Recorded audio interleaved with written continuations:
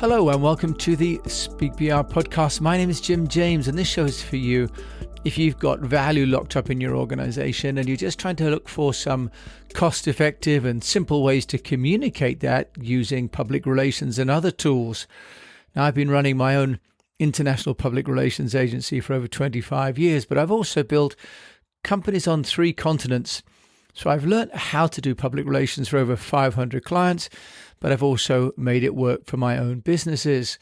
Today, I'd like to share some insights on teleprompting and about how we're starting to see people looking into the camera, but looking on one side. It's very distracting if we're on a Zoom call or these videos we're watching or making. And when people are reading a script and you can tell if they're not looking into the screen, the solution is to use a teleprompter. Now, teleprompting is not just for big television companies anymore.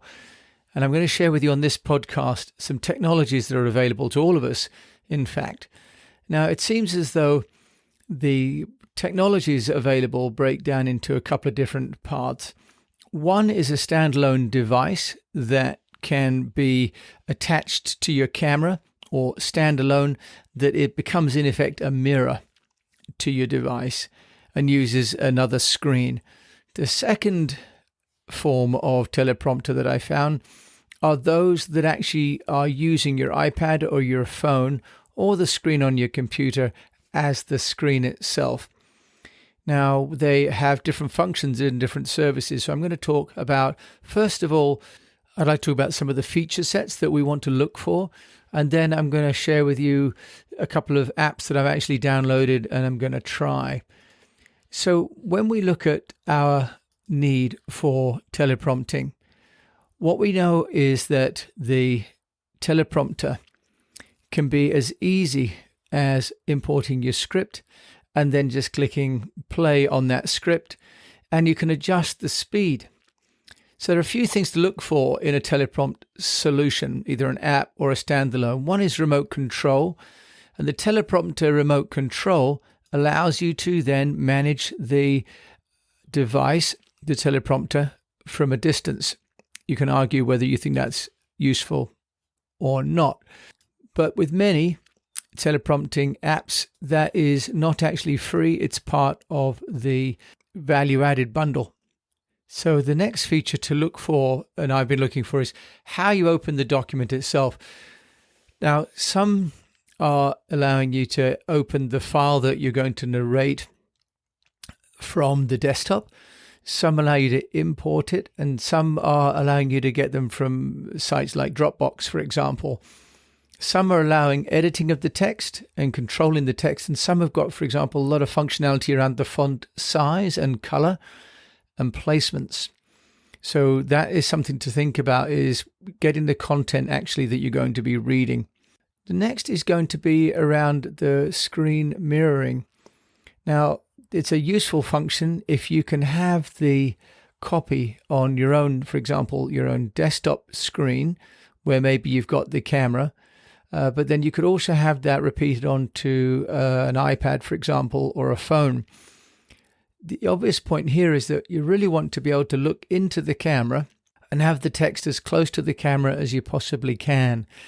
So there are some that I've been trying that are on the iPhone and the iPad app, which scroll the text right below the camera itself. So really you're looking at the camera and reading.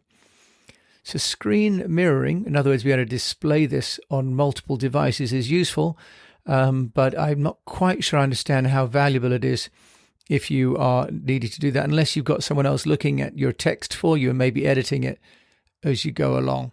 So this idea of the bookmarks, that there may be some chapters, for example, if you're doing a longer form, maybe a speech or a training course and you're reading into the camera, some of these softwares allow bookmarking where you can save segments in your script and jump to them later, maybe want to repeat them, for example.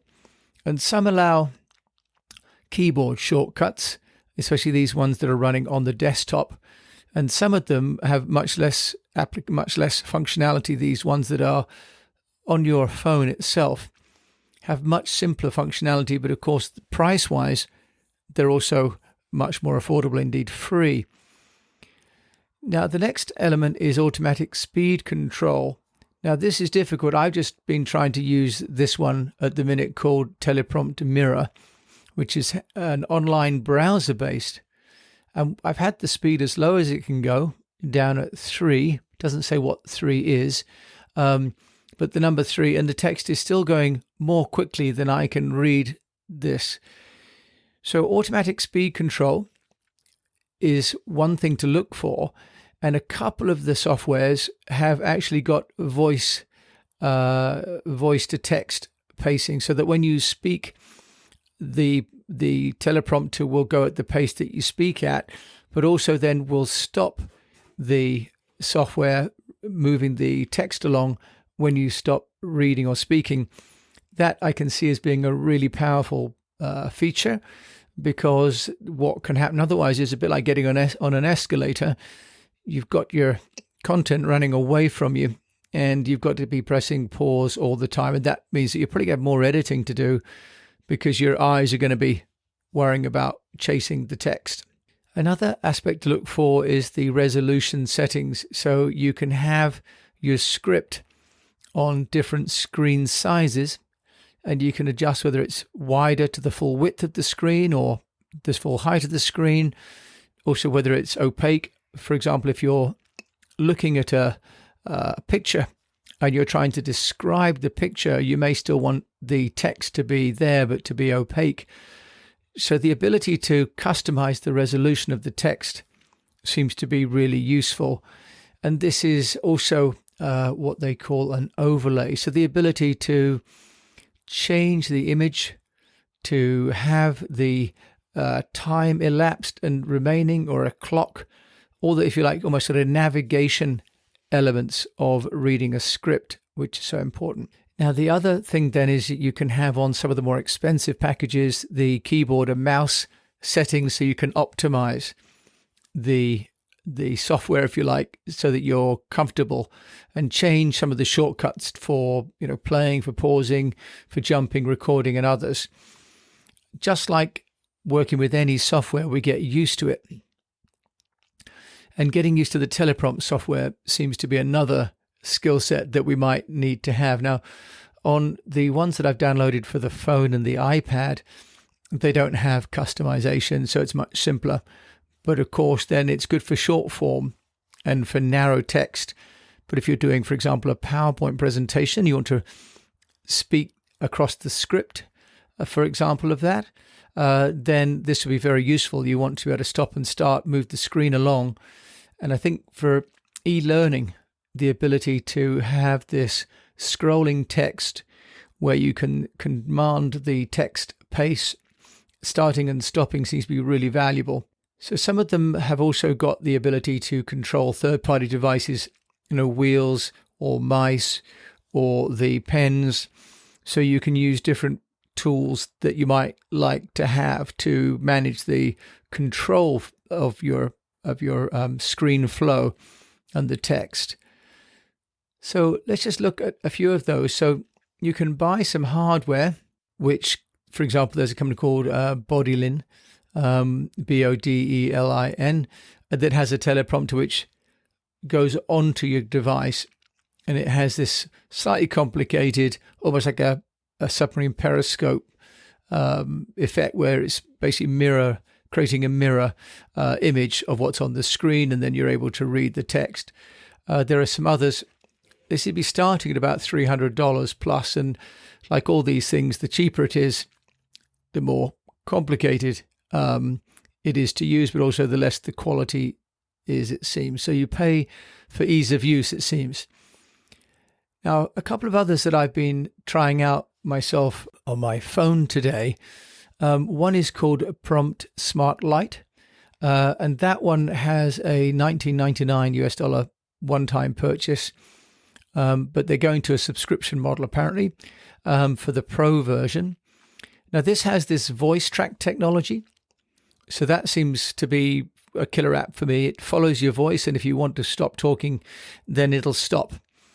You can load content from an email, which is quite nice, and also runs offline, because some of them are expecting you to kind of be online, a bit like a sort of a Google Translate. You sort of need to be online for the system to be managing the content flow. So this telepromptmirror.com software, for example, is running on a browser, only works on the Google Chrome.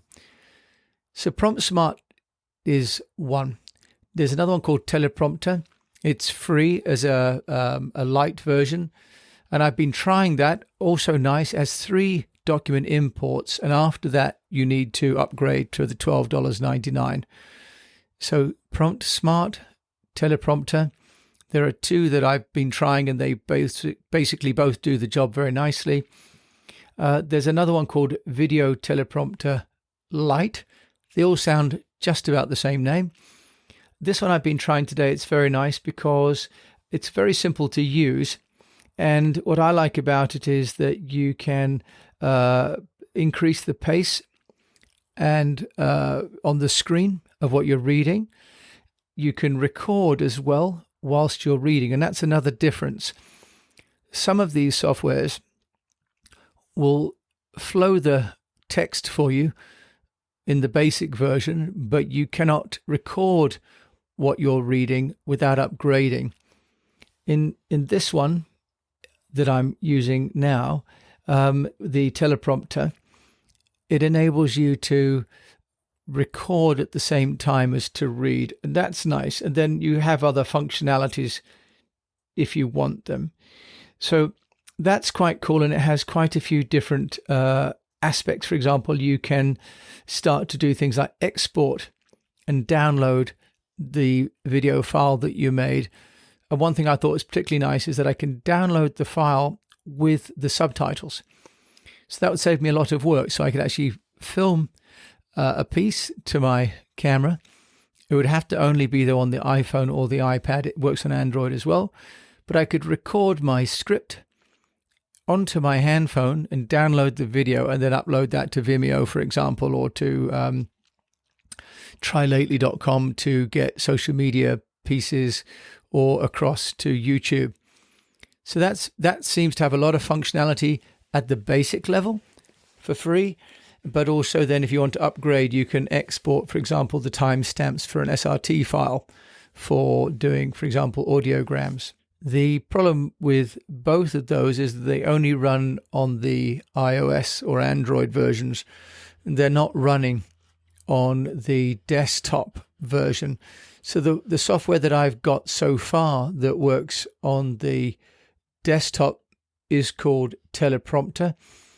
My first outing with Teleprompter is that it seems fairly complicated. I'm sure it's just me. The interface is not that easy, although it's got a lot of sort of text editing functionality, and you can import text. So I'm sure it's just me. You can also record with this, but when you record, the box where the text is not that close to the camera. So that could just be a settings issue. But what it's meant is that I'm finding that I'm still looking away from the text. And I don't know how I would have that teleprompter, for example, over my PowerPoint presentation. I'm sure it could be done. I need to figure it out. So really the point is that we are now, all of us, creating more and more content online, and many of us are doing pre-recorded, and we can now have on Zoom or WebEx or Google Meet or Microsoft Teams, we can be giving presentations, for example, at a seminar or a webinar, and be looking at the attendees, but at the same time trying to look at our PowerPoint, at the same time trying to look at the script. With the teleprompting software that I'm looking at here and sharing, you'd be able to look at the PowerPoint and continue to look at the people that are looking at you and be reading at the same time. Doesn't mean that you have to be a presidential campaign nominee to use a teleprompter anymore. The software is getting more and more accessible. Certainly the software that works on the phone is extremely easy to use. The only issue then is, of course, you've got a much smaller device for reading on. And would you be giving a webinar, for example, using your mobile phone? So still some learning to do there. And if anyone's got any experience of the teleprompter software that runs well on a desktop, be it, the Mac OS or on Windows, then please do give us a shout. I shall continue to look. There's more YouTube videos out there as well, but I'm covering teleprompting as a function of public relations because increasingly we need to give presentations or to do interviews or to read, for example, white papers to people that are looking at us on screen. And I found in my own case, I'm looking away from the people who are looking at me, and socially, that's not acceptable. It's distracting. So as part of the public relations program, where we talk about engaging people through the Speak PR program of Storify, Personalize, Engage, Amplify, and Know, engage is about engaging content. And if we're delivering content in person to other people, the basic social skill is to look at people when we're presenting to them. At the moment, we're doing quite often the equivalent of going to a conference or a meeting room, and whilst everyone is facing us, we're facing the door. I want to try and solve that, and the teleprompting software is, I think, one way that we can do that. So I hope this has been useful for you. I'll put some show notes in here, some links to some of these software platforms that I found. If you've got any other tips or tools, then please do feel free, and we'd appreciate if you can share them with us at jim@eastwestpr.com. So in the meantime, thank you so much for listening to this episode. We've now reached our 200th episode. This is our 201st episode. To celebrate, I bought myself a new chair for the Shed Studio, and I am enjoying this greatly. We've also just about to hit our 6,000th download since I launched the show back in June. So a lot of progress and a lot of content I've been working to share, really so that anyone that's got value locked up in their organization can release it, because during this increasingly difficult time with COVID, we, I think, need all the help we can get, but also all of us that know things, I think we have a responsibility to share those things willingly and freely to help those around us. My name is Jim James. Thank you so much for listening to this episode.